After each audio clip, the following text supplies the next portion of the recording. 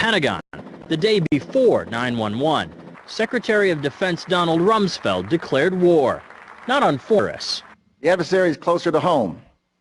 It's the Pentagon bureaucracy. He said money wasted by the military poses a serious threat. In fact, it could be said that it's a matter of life and death. Rumsfeld promised change, but the next day, the world changed. And in the rush to fund the war on terrorism, the war on waste seems to have been forgotten. My 03 budget calls for more than $48 billion in new defense spending. More money for the Pentagon when its own auditors admit the military cannot account for 25% of what it already spends. According to some estimates, we cannot track $2.3 trillion in transactions. $2.3 trillion with a T. That's $8,000 for every man, woman, and child in America. To understand how the Pentagon can lose track of trillions, consider the case of one military accountant who tried to find out what happened to a mere $300 million. We know it's gone, but we don't know what they spent it on.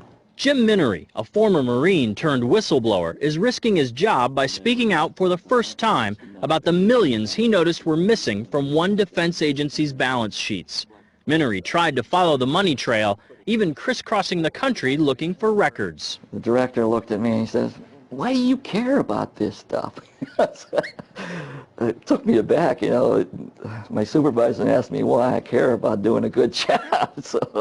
He was reassigned and says officials then covered up the problem by just writing it off. They got to cover it up. That's where the corruption comes in. They've got to cover up the fact that they can't do the job. The Pentagon's Inspector General partially substantiated several of Minery's allegations, but could not prove officials tried to manipulate the financial statements. 20 years ago, Pentagon employee Franklin C. Spinney made headlines exposing what he calls the accounting games.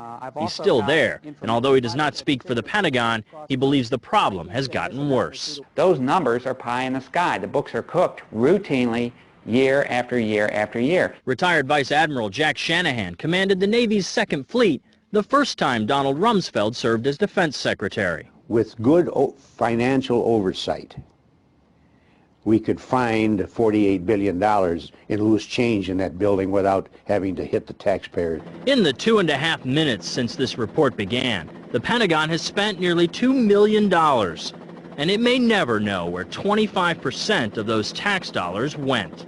In Los Angeles, I'm Vince Gonzalez for Eye on America.